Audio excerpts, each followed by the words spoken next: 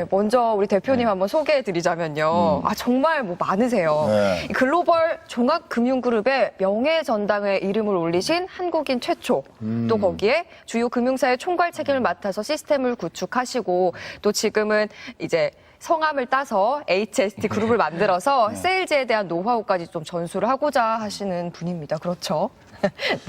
HST가 뭐예요? 제 이름의 이니셜이에요. 앞에 이니셜을 네. 따서. 이기도 하고 네. 휴먼 석세스 트레이닝의 이니셜이에요. 오, 뭐 나름대로 뭐 네. 앞에 이니셜도 괜찮은 거네요. 네, 의미도 좋고. 제가 없더라도 회사가 네. 운영할 수 있는. 근데 우리 한국인 최초로 명예의 전당에 그 이름을 당당하게 올리셨는데 그게 어떤 의미가 있는 겁니까? 그룹에 많은 기여를 했다? 뭐 그런 의미겠죠. 제가 수도권을 제외하고 지방 지역의 조직을 다 만들었어요. 그리고 또 지점장으로서는 5년 연속 챔피언을 했고요. 오.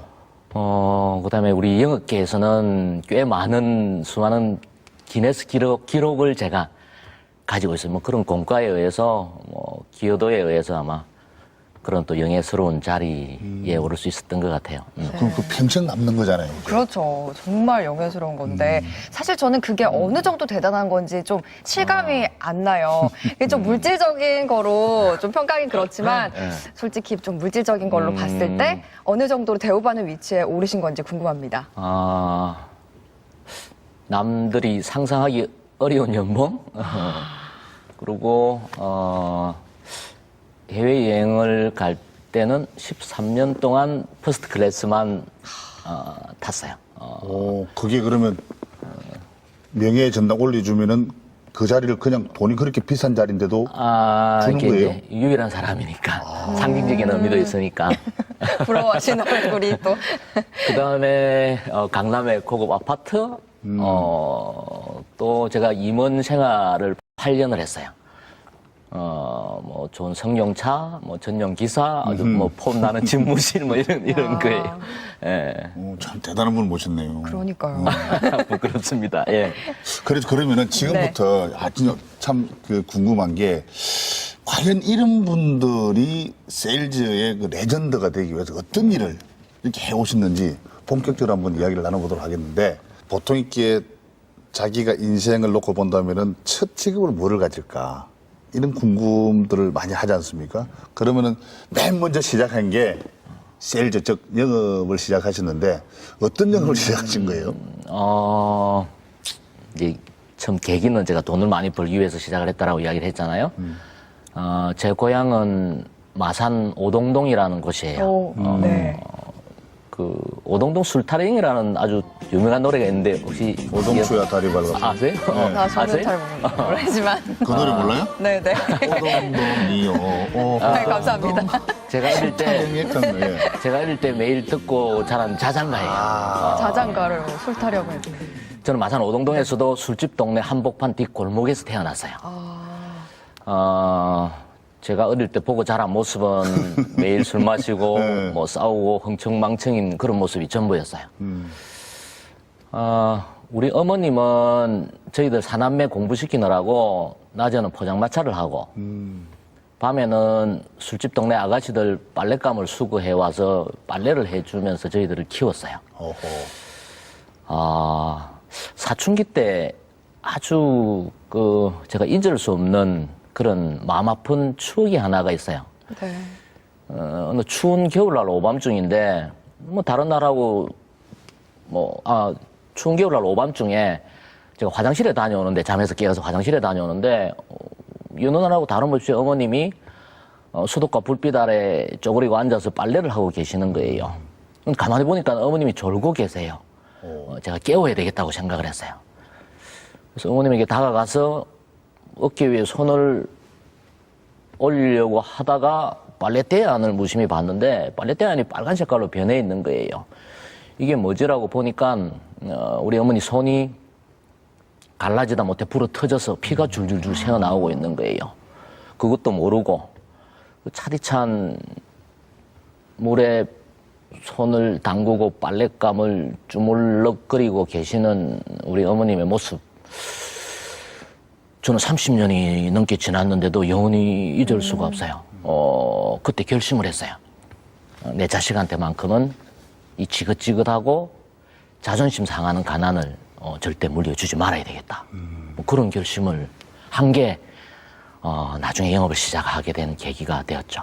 지금 어머니 얘기를 쭉 해주셨어요. 근데 보통 이제 한 가정의 책임을 이제 아버지가 지시는데 아버지는 그러면 어떻게 지내셨는지.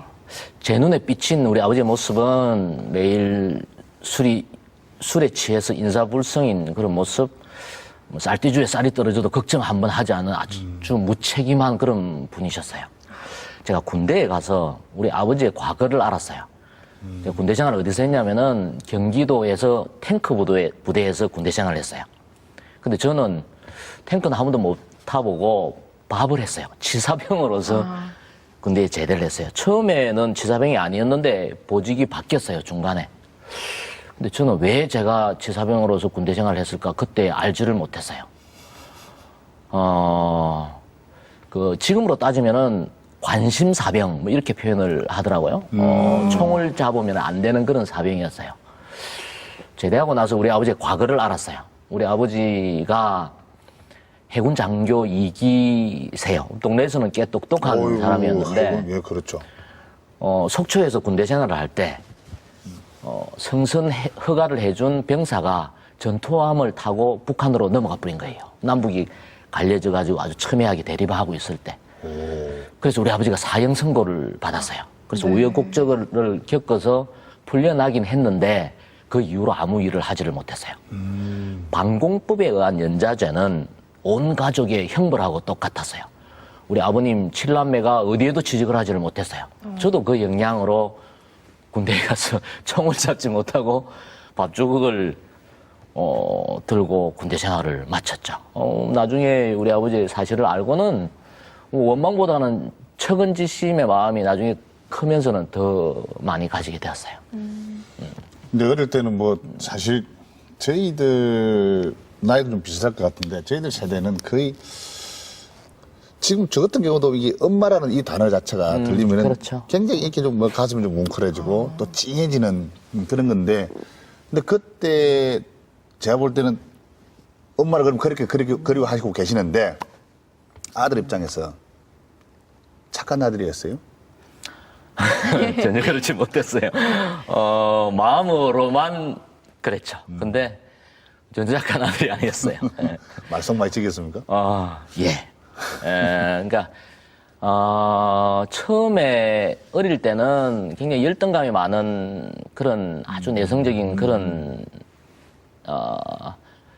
애였는데 이제 사춘기에 접어들고 하면서 이제 반항심이 많이 생겼죠. 가난에 대한 그런 열등감을 감추려고 그렇게 표출됐는지도 모르겠고 어쨌든 굉장히 어머니 속을 사춘기 시절까지는 많이 속였어요. 학교는 그러면 제대로 다 이렇게 다니신 거예요? 야간대학을 다녔어요. 주경야독으로 야간대학을 다녔는데 첫 직장을 마산약품이라는 회사에 들어가서 뭐 나름대로 어머님 고생 이제 덜 시키고 열심히 일을 했는데 회사가 부도가 났어요. 그래서 세상이 참 만만치 않구나라는 것을 그때 처음 알았어요. 그러고 나서 군대에 갔죠. 군대에 가서 지사병으로서 일을 하고 아버지의 과거를 알았죠. 학교 졸업한다 하더라도 내 인생이 뭐 변화될 수 없겠다라고 생각을 했어요. 뭐 연좌제도 있었고. 그래서 제대로 하고 어떤 결심을 했냐면은 밑바닥부터 한번 열심히 노력해서 한번 성공을 해보자라고 결심을 했어요. 그래서 진주의 벽돌 공장에 가서 일을 했어요. 그리고 마산으로 돌아와서 파레트 제조 공장에 가서 그야말로 도시의 최하층 노동자로서의 삶을 1년 동안 살았어요. 1년 정도 지났는데 정말 캐션마크가 생기는 거예요. 일도 힘이 들었지만 일을 마치고 나서 동료들하고 뭐 밥을 먹고 술을 한잔 하고 하는 시간들이 힘이 들었어요. 왜냐하면은 이 공감대가 제 마음적인 공감대가 안 생기는 거예요. 대화가 안 되는 거예요. 술을 마시고 나면은 이야기의 주제는 세상에 대한 불평, 불만, 엄담패설. 또 술 한잔 먹고 기분 내키면은 하루 벌은 거 톡 틀어서 술 다 마셔버리고 미래가 없는 거예요. 나는 내 인생을 커리어 패스하기 위해서 이 일을 선택을 했는데 이러다가 나도 이 사람들하고 똑같이 이렇게 허덕이면서 인생을 살 수밖에 없겠구나. 겁이 들컥 나는 거예요. 그 대사 정신 차리는 이제 계기가 되는 거네요. 그래서 예. 내 인생 처음으로 공부를 한번 해보자라고 생각을 했어요. 그리고 1년 동안 정말 열심히 공부를 했어요. 복학도 하고. 네. 그야말로 정독실에 앉아서 도서관 문 열고 문 닫을 때까지 1년 동안 열심히 공부를 했는데 또 제 마음에 캐션마크가 생기는 거예요. 내가 왜 공부를 하지라는 생각이 드는 거예요. 오호. 그냥 남들이 공부하니까 그냥 공부하는 거예요. 꿈도 없고 어느 회사에 취직해야 되는 목표도 없고 뭐 꿈도 꿈도 없고 그냥 막연하게 공부를 하는 나 자신을 발견을 했어요. 그래서 이것도 그만두자라고 생각을 했어요. 그래서 공부도 접어버리고 그리고 그냥 내 하고 싶은 거 마음대로 하고 지내자. 그때부터는 학생운동을 했어요. 그리고 그 힘들다는 우리 시대에 예. 또 학교 앞에서 돌 던지는 게 예. 하나의 문화였으니까 뭐 머리도 빡빡 깎고 매일 삭발을 하고 있었고 그리고 졸업을 하고 노동자가 되어서 노동운동을 했었죠. 근데 사실 아버님도 이게 좌익으로 좀 몰리셔서 그렇게 좀 힘든 시간을 보내셨단 말이에요. 그럼 사상운동이라는 이 자체가 굉장히 치가 떨리기 싫으셨을 것 같은데 또 이렇게 운동권으로 들어가서 하게 된 이유가 뭘까요? 우리 시대에 뭐 민주화라는 게 시대적인 화두였고 뭐 그런 것도 있지만 그거보다 더 큰 것은 사실 지금 생각을 해보면은 제 어떤 세상에 대한 반항심 이런 게 그렇게 표출되지 않았느냐라는 생각을 해요. 근데 그렇게 80년대죠. 예. 80년대에 이제 정말 그 민주화 운동. 네. 예. 가장 그 우리나라의 그 어떤 역사를 놓고 본다면 심했던 시절인데 근데 아버님은 뭐 그렇다 하더라도 워낙 우리 하 대표님께서 사랑하셨던 또 좋아하셨던 어머님은 예. 반대 안 하셨습니까? 말 못했죠. 제가 아까 전에 학교 다닐 때 머리를 항상 삭발하고 다녔다 했는데 삭발도 하고 단식도 하고 막 이렇게 거의 그게 생활이었으니까 우리 어머님에게는 학교에서 연극을 하는데 그 우리 집안에 스님들이 몇 분 계세요. 그래서 제가 배역을 스님을 역할을 맡아서 장기적으로 연극을 하기 때문에 그래서 삭발을 했다라고 뭐 거짓말을 했죠. 시내에서 데모를 하고 하면은 저는 경찰이 무서운 게 아니라 어머님이 무서웠어요. 우리 어머님이 시내에서 조그마한 막걸리 집을 하고 계셨어요. 네, 포장마차도 하시다고. 네, 네. 그래서 혹시나 어머님이 볼까 이 데모를 하면서도 어머님이 나타날까 그러니까 항상 그 마음이 굉장히 힘이 들었어요. 그러다가 제가 노동운동을 하면서 어떤 생각을 했냐면은 두 마음이 자꾸만 갈등을 하는 거예요. 하나의 마음은 정의로운 소외된 노동자들을 위한 정의로운 노동운동가의 삶을 살자 이 마음하고 또 하나의 마음은 내 돈 많이 벌어야 되는데 내 꼭 성공해야 되는데 내 우리 어머님 성공시켜 드려야 되는데 이 두 마음이 자꾸만 싸우는 거예요. 그래서 한쪽 마음을 없애버려야 되겠다라고 생각을 했어요. 그러기 위해서는 감옥에 가야 되겠다라고 생각을 했어요. 왜 갑자기 그가 뭔 상관 있어요? 감옥에 가버리면은 돈 버는 마음은 없고 그냥 투사로에서의 길만 갈 수 있을 것 같았어요. 그래서 그때부터는 감옥에 가기 위해서 열심히 앞장서서 데모를 했어요. 근데 어느 날 감옥에 갈 수 있는 찬스가 왔어요. 시내에서 제가 노동자 학생들 연계 데모를 시위를 주도하고 있는데 갑자기 경찰들이 저에게 들이닥쳐서 정말 그야말로 개맞듯이 맞고 피를 철철철 흘리면서 그 인근 파출소로 끌려갔어요. 그때 저는 지금도 기억이 생생하게 나요. 그렇게 마음이 편할 수가 없었어요. 피를 막 흘리고 가면서도 이제 갈등 안 해도 된다. 내 마음이 이제 결정됐다. 눈을 뜨니까 마산 경찰서 앞에 성모병원이라는 병원에 내가 누워 있는 거예요. 너무 많이 맞아서 내가 치료를 받아야 했던 거예요. 추리를 심해서. 한 달 가까이 병원에서 치료를 받고 나왔어요. 저는 감옥에 갈 줄 알았는데 너무 많이 얻어맞고 그렇게 되다 보니까 또 병원에서 나와서 그냥 집으로 돌아왔어요. 집으로 오니까 우리 어머님이 저를 부르는데 가보니까 식칼을 하나를 방에 딱 두고 앉아 계시는 거예요. 둘 중 하나를 선택을 하래요. 데모를 계속 하든지 아니면은 이 자리에서 자결을 하시겠대요. 제가 꿀에 앉아서 빌었습니다. 절대로 데모를 하지 않겠다고. 그 어머님 그거 알고 계셨던가요? 아, 그렇죠. 아하. 아무래도 경찰서에서 네. 연락도 그래서 오고. 어머님이 그때 항상 지금도 죄송스러운 마음이 굉장히 커요. 그럼 그때 풀어준 게 네.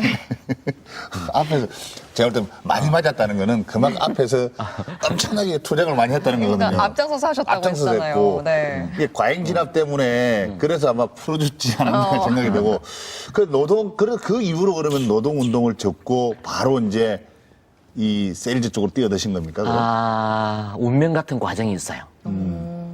그 어머님과의 그 사건이 있고 나서 일주일 정도 지나서 서울의 여의도 광장에서 대규모 노동자 집회 일정이 잡혔어요.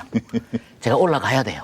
예. 근데 우리 어머님은 초등학교도 안 가보신 분인데 9시 뉴스만 하면은 TV 앞에 앉아 계시는 거예요. 어디 데모 하는가 보는 거예요. 아들 못 가게 하려고.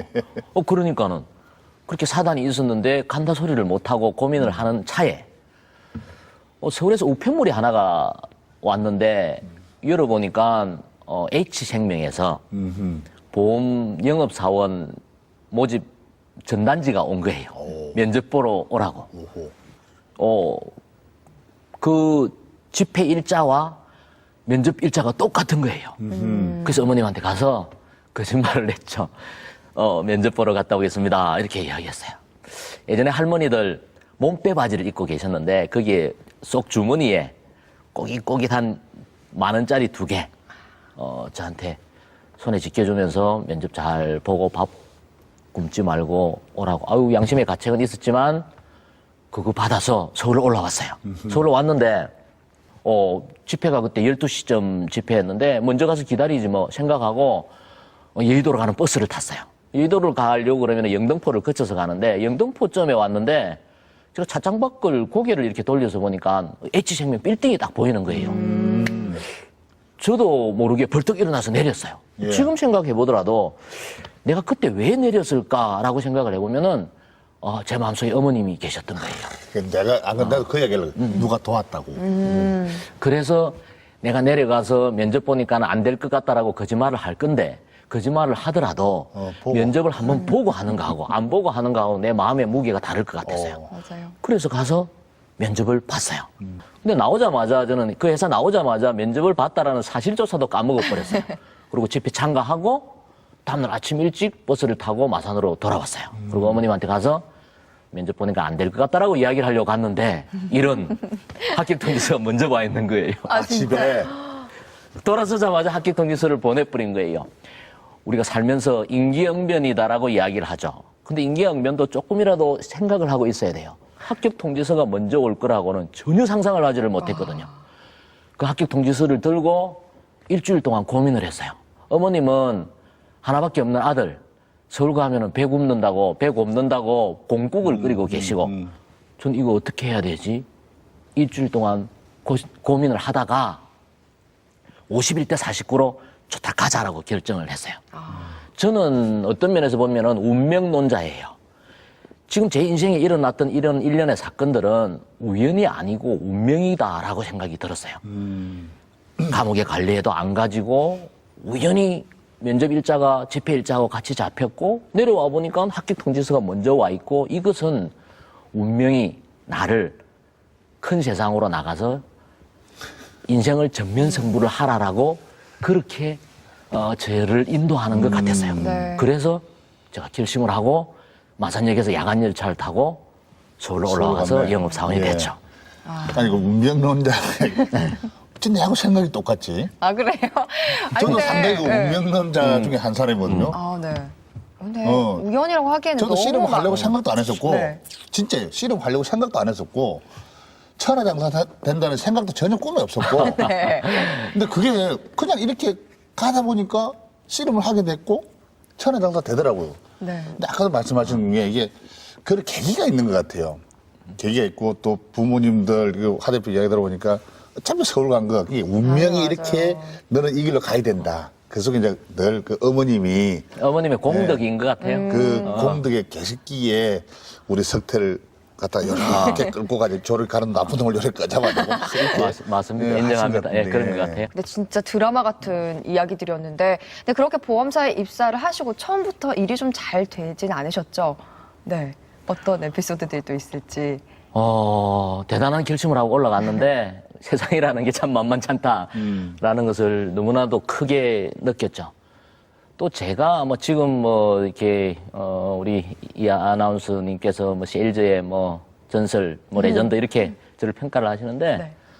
저는 정말 제가 세일즈를 통해서 성공할지는 제 인생 정말 그렇게 생각을 하지를 못했어요. 굉장히 뭐 내성적이고 남에게 아쉬운 소리를 못하는 그런 성향이거든요.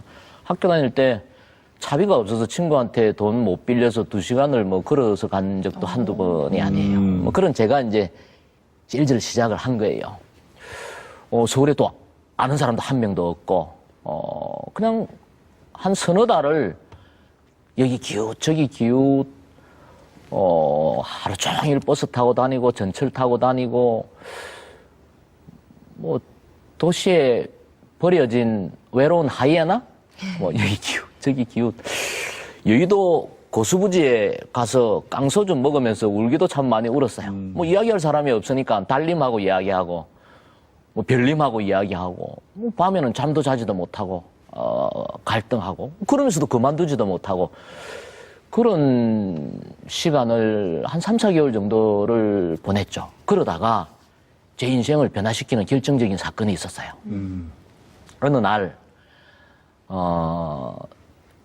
등산을 갔다가 절에 가서 물을 한 잔 먹고 있는데, 이 절이 좀 분잡스러워요. 가만히 보니까 절에서 행사를 하고 있는 거예요. 절을 천배를 하는 행사를 하고 있는 거예요. 오. 갑자기 나도 한번 해볼까라는 생각이 드는 거예요. 뭐 그런 거 있잖아요. 일이 잘 안 풀리고 막 복잡하고 할 때 몸을 혹사시키면은 카타르시스를 느끼는 그런 기분이 있잖아요. 네. 그래서 그냥 법당안으로 그냥 올라갔어요. 그리고 사람들이 절을 하기 시작을 할 때 저도 따라서 절을 했어요. 너무너무 힘들더라고요. 저는 불교 신자도 아니고 절도 한 번도 안 해봤기 때문에 견눈질을 해가면서 절을 했는데 500배의 절을 마치고 나서 더 이상 못 하겠더라고요. 그만두려고 생각을 했는데 가만히 법당안을 이렇게 쳐다보니까 제가 가장 어린 거예요. 제가 나이가 가장 젊은 거예요.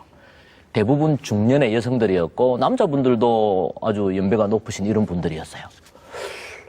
이것도 내가 중간에 다 마치지 못하고 그만둔단 말인가? 뭐 이런 생각이 드는 거예요. 다 나보다도 나이가 많으신 분들이 하는데.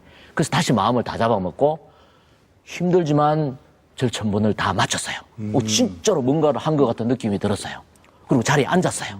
자리에 앉아서 아직까지 절을 마치지 않은 사람들을 이렇게 한번 둘러봤어요. 제 옆에 할머니 한 분이 절을 하고 계셨어요. 처음 시작을 할 때부터 이 할머니가 신경이 쓰였어요. 내가 할머니의 모습을 이렇게 곁눈질을 해가지고 보니까 좋게 팔수는 되어 보이는 할머니셨는데 저는 세상에 태어나서 사람의 모습이 이렇게 아름답다라는 것을 그때 처음 봤어요. 그 할머니를 보고. 예. 아주 왜소한 할머니가 회색 법복을 입고 하얀 머리에 비녀를 꽂고 계시고 등이 이렇게 굽었는데 한 배 한 배 정성을 다해서 절을 하는 모습, 아름다움을 넘어서 신비롭다는 생각이 들었어요. 할머니도 절을 마쳤어요. 제 옆에 앉으셨어요. 동지애가 느껴졌어. 그래서 제가 말을 건넸어요. 예. 네. 할머니 힘들지 않으세요? 젊은 저도 힘드는데 대단하세요. 라고 이야기를 하니까 할머니 왈, 총각, 매일 하면 안 힘들어. 나는 오늘이 100일째야. 이러는 거예요. 천배를. 저는 깜짝 놀라서 다시 반문을 했어요. 내 할머니 뭐라고요? 오늘이 100일기도 마지막 날이거든. 그래서 난 오늘이 100일째야. 그 말씀이 쇠망치가 되어서 제 머리통을 사정없이 두들겨 패는 것 같은 느낌을 받았습니다. 저는요, 지금도 제가 두 분 앞에서 이 이야기를 하면서도 제 세포 하나하나가 다 전율을 일으키는 것 같아요. 영원히 할머니의 그 모습을 잊을 수가 없어요.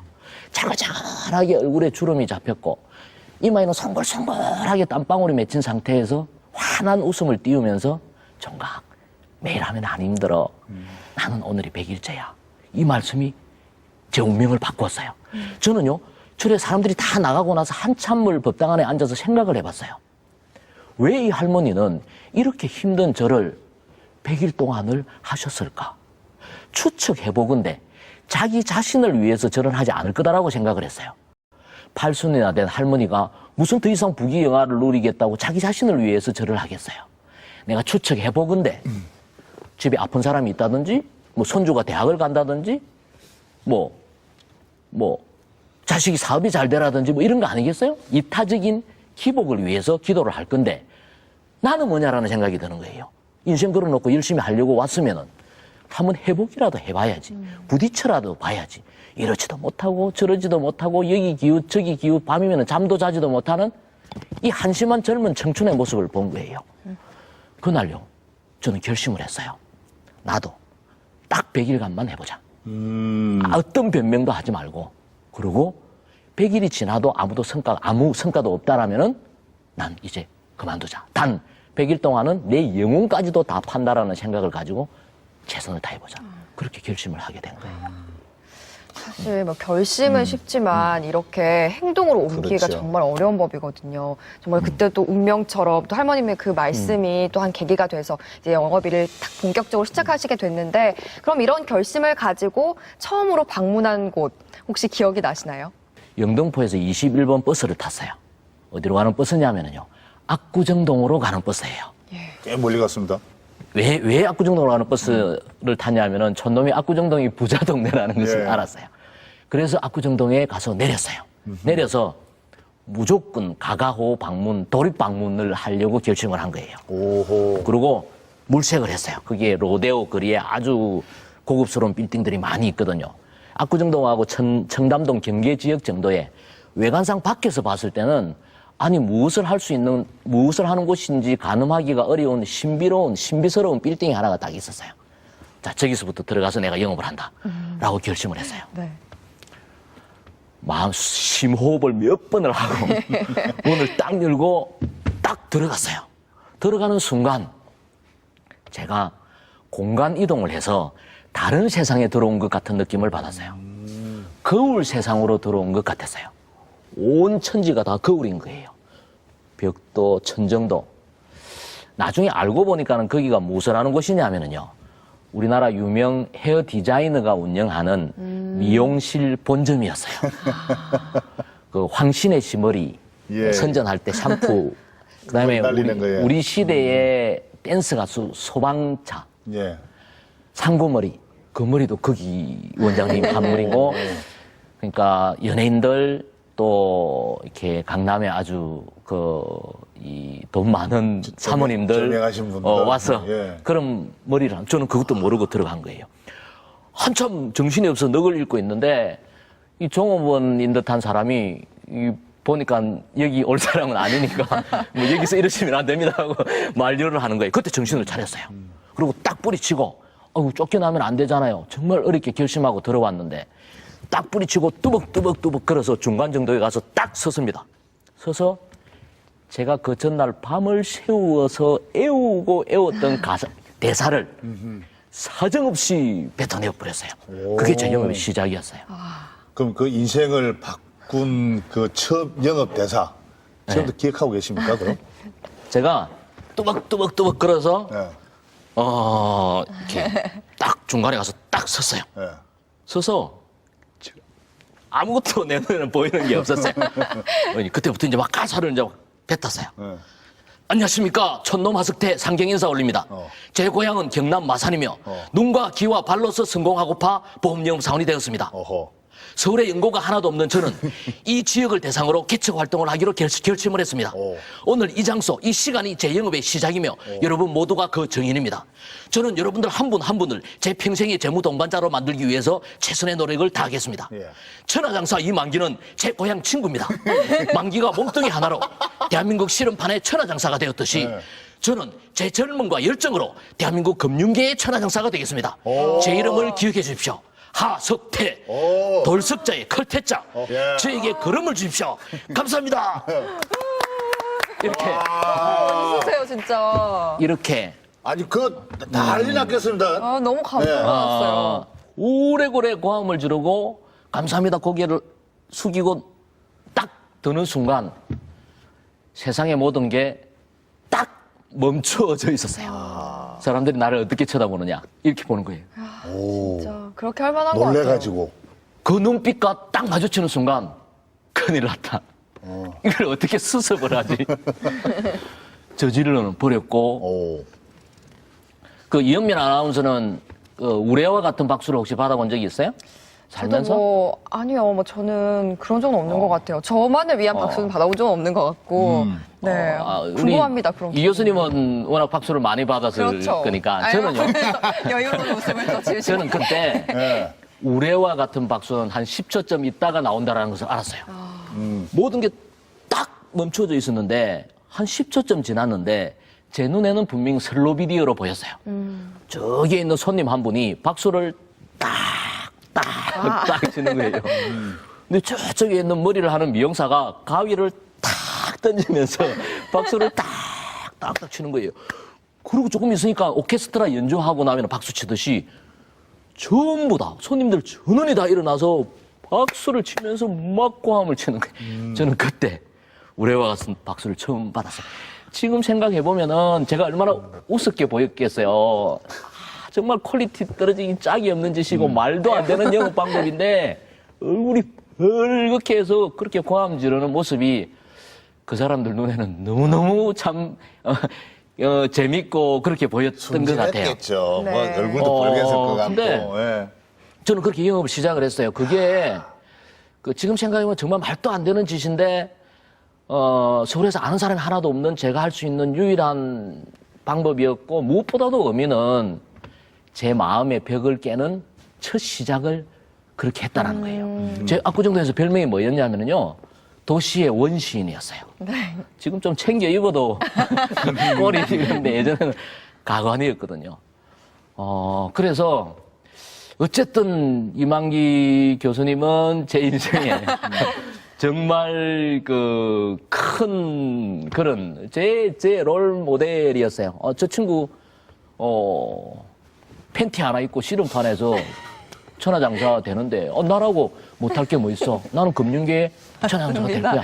그걸 막 혼을 다니고 다녔어요. 제 이름 하석태, 돌석자의 클태자. 네. 대한민국 금융계의 가장 큰 돌이 되겠습니다. 이걸 그래서 사실은 많이 팔아먹었어요. 아니 그러면 좀 어떻게 보면 대표님 지금 성공하신 거에 우리 이 교수님이 지분이 좀 있으신 것 같은데요. 시작을 그렇게 하셨으니까. 지금 지분을 쉽지 않은 거예요. 이게 사람이 특히 우리 촌 사람들은 서울만 갖다 놔도 뻘쭘하잖아요. 뻘쭘하고 자신감도 없고 뭐 들어가면 오바 생각이 다 들면서 들어가기 전에는 아마 문에 들어갈 때 뭐 아까 100번을 다 잡아먹었다 했지만 네. 갈까 말까 참 그럼요. 그런 운명적인데 아니 그렇게 이제 자꾸 이렇게 출발했잖아요. 서울에 연구도 없고 영업이 그렇게 쉽지는 않았을 것 같아요. 근데 나름대로 뭐 어떤 큰 전략이 있었습니까? 100일 동안만큼은 어떤 변명도 하지 않고 내가 할 수 있는 노력을 다 하겠다라고 저는 결심을 했었거든요. 그게 영업을 잘하게 된 계기였던 것 같아요. 100일 이후에 판단한다. 100일 동안은 할머니가 그랬듯이 내 인생 여기에 모든 것을 걸겠다. 그렇게 하루하루를 그렇게 살았어요. 어떤 날은 집에 돌아오는데 목이 아파서 침을 삼킬 수가 없었고 어떤 날은 다리가 아파서 자취방 집에 가는 계단을 한꺼번에 오르지 못하고 한참을 앉았다가 간 적도 있었지만 자취방에 들어가서 100칸 중에 한 칸에 최선을 다해서 산 나의 하루를 기록할 수 있어서 너무너무 행복했어요. 너무너무 편안하게 잠을 잘 수가 있었어요. 그렇게 100일을 하루같이 살았어요. 그러고 나서 비포 애프터로 제 인생에 기적이 일어났어요. 100일이 지나고 나니까 일면식도 없었던 사람들이 저에게 마음의 문을 열기 시작을 하는 거예요. 저를 대단하다고 칭찬을 하는 거예요. 지점에 돌아와서 지점의 지점장도 저에게 대기만성형이래요. 웃기는 것은 100일 동안 열심히 할 때도 계약이 하나도 없었어요. 근데 제 생각이 바뀌었던 거예요. 그거에 의해서 제 행동이 바뀌었던 거예요. 왜 100일간만 열심히 하고 난 그만둘 거다라고 생각을 했기 때문에 누구를 만나더라도 자신감 있게 대했던 거예요. 그러고 나서 100일 이후에 영업의 세계에서 20년이 넘도록 저는 2등을 별로 해본 적이 없어요. 오, 20년 동안이나요? 월급을 넉 달 동안 일해서 14만 원을 제가 첫 월급을 받았는데 그게 뭐 100만 원, 1000만 원 그게 한 달 월급을 1억을 받는 그런 제가 믿어지지 않는 그러니까 100일을 투자해서 계산을 좀 해놔야 돼요. 이게 약간 롤 모델을 했다. 그런 사람이 된 거예요. 그래서 오, 야, 대단했구나. 제가 작년에 책을 썼어요. 네. 딱 100일만 미쳐라. 제 인생의 교훈, 신앙 간증을 하는 그런 의미로 많은 사람들이 100일 동안 열심히 일을 하면 뭐 곰이 사람이 된다라고 하는데 맞아요. 그까지 내 마음속에 이루고자 하는 꿈 100일 동안 집중하면 누구도 이룰 수 있다. 그것을 그 100일이라는 그런 교훈을 전해주는 그런 강연 활동을 지금도 열심히 하고 있어요. 와, 저도 막 느껴지는 게 굉장히 네. 많은데요.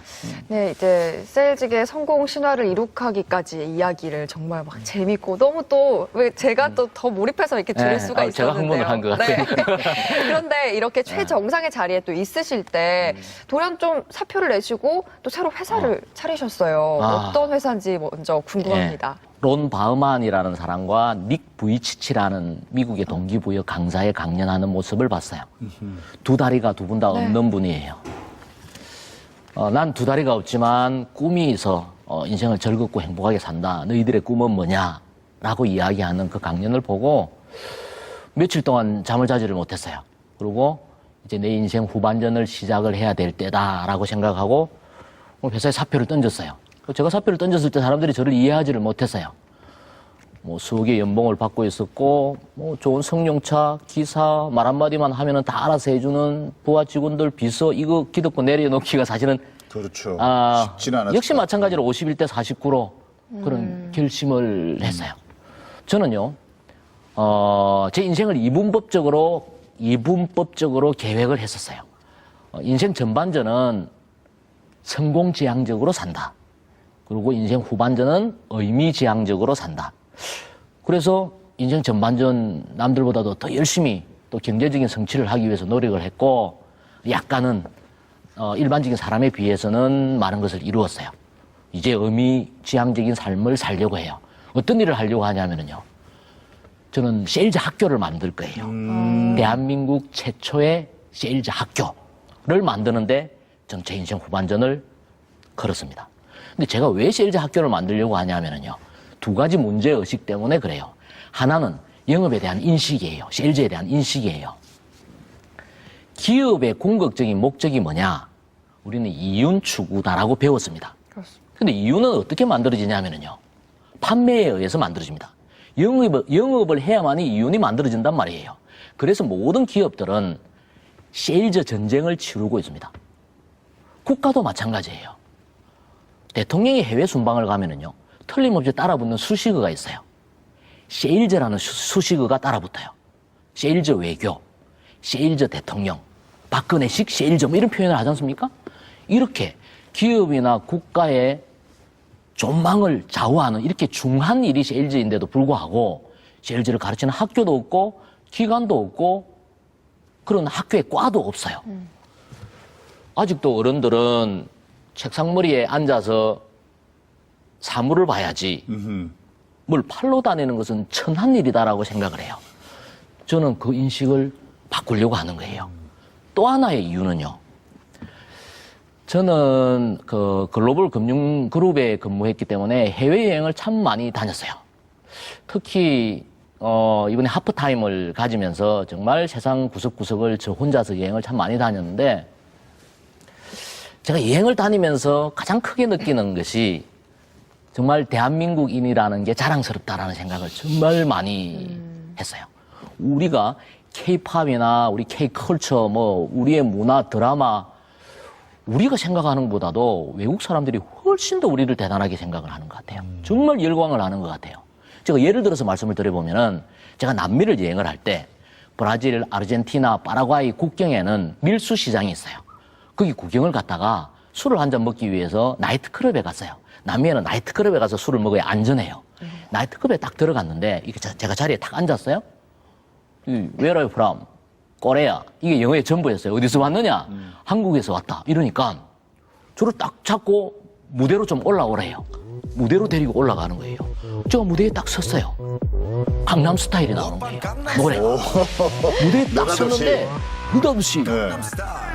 강남 스타일이 나오면서 그때 그 가게에 있었던 손님들이 한 100명 정도, 종업원하고 포함해서 어림잡아 100명 정도 됐고 한국 사람은 저밖에 없었어요. 네. 근데 저를 위해서 강남 스타일을 틀어주고 전원이 일어나서 말춤을 추는데 제가 최고 춤을 못 춰요. 돌아오면서 그렇게 생각을 해봤어요. 왜 세계인들이 이렇게 한국 문화, 한국 드라마, 이 케이팝에 대해서 이렇게 열광을 할까? 내가 질문을 할게요. 윤민 아나운서는 왜 이렇게 외국 사람들이 우리 케이팝이나 우리 문화에 대해서 대단하게 생각하는 것 같아요? 좀 이제 너무 한국적인 것만 하지 않았고 이제 좀 그 기호에 맞는 걸 했다. 그러니까 한마디로 제 생각에는 또 마음을 사게끔 하는 그런 요소가 있지 않았을까요? 우리 유행하는 K 문화에 있어서는. 제가 답을 한번 내려볼게요. 네. 우리나라 가수가 가상활이 좋아서 예뻐서 춤을 잘 춰서 천만의 말씀이에요. 외국 사람들이 우리의 케이팝을 대단하게 생각하는 것은 우리의 K 석세스 스토리가 있기 때문에 그래요. 우리가 얼마나 못 사는 나라였냐면요. 우리가 태어나는 1963년도에 우리나라의 국민소득이 76불이었어요. 필리핀이 170불, 태국이 220불일 때 인도를 제외하고 세상에서 가장 못 사는 나라가 우리나라였어요. 그랬던 나라가 지금 정말 자랑스럽잖아요. IT 강국이었더니 원조를 받는 나라에서 원조를 주는 그런 유일한 나라. 생각을 해보세요.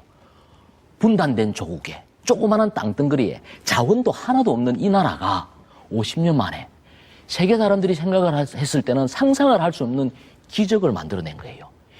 이 자체, 한국의 성공 스토리 자체를 대단하게 생각을 하는 거예요. 그 표출이 케이팝이다라는 거예요. 그런데 제가 지적하고 싶은 것은 뭐냐? 근데 케이팝은 있는데 왜 K-스토리는 없냐라는 거예요. 우리나라에. 누가 있나요? 정주영 회장님? 이건희 회장님? 대기업 말고 누가 있나요? 옛날 사람? 거상 임상옥? 경주 최부자? 이런 사람 말고 우리의 영웅은 어디에 있냐 말이에요. 저도 영웅이에요. 우리 이만기 교수님도 영웅이에요. 저는 아직 멀었어요. 우리 소영웅들이 예. 그것을 가르치는 학교를 만들어야 돼요. 외국 사람들은 우리를 대단하게 생각을 해요. 근데 우리 세일즈나 성공 스토리에 대해서 우리는 아직까지 사대부적인 의식을 가지고 있어요. 외국 게 좋다라고 생각을 해요.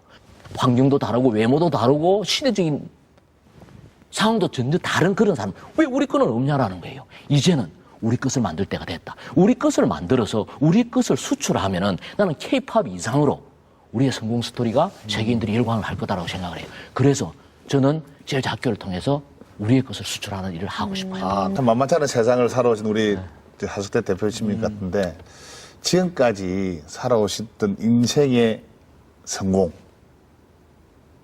생각하시는 겁니까? 당연하죠. 저는 제 능력에 비해서 과분한 성공을 했어요. 틀림없이. 제가 생각하는 성공이라는 것은 뭐냐면요.